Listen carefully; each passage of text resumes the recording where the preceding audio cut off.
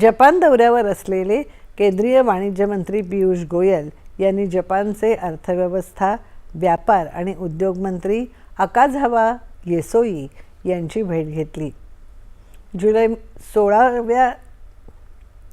जुलैमध्ये 16व्या भारत-जपान वार्षिक शिखर परिषदेसाठी पंतप्रधान सानाई ताईकिची यांनी केलेल्या भारत भेटीतून मिळालेल्या गतीचा आधार घेत भारत-जपान व्यापार, गुंतवणूक आणि औद्योगिक सहकार्य अधिक दृढ करण्याच्या उपायांवर चर्चा करण्यात आली.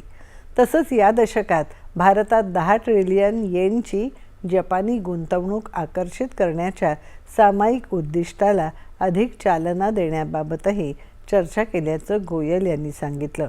पीयूष गोयल यांनी आज सेमीकंडक्टर आणि AI कंपन्यांसोबत गोलमेज बैठक घेतली.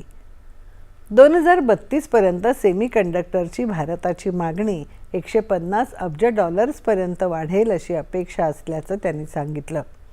भारताला इलेक्ट्रॉनिक्स उत्पादनाचं एक प्रमुख जागतिक केंद्र बनवण्याची इच्छा असल्याचं सांगत जपान आणि भारत यांच्यातील परस्पर पूरकतेमुळे ही एक अत्यंत मोक्याची संधी निर्माण झाली आहे असं गोयल म्हणाले.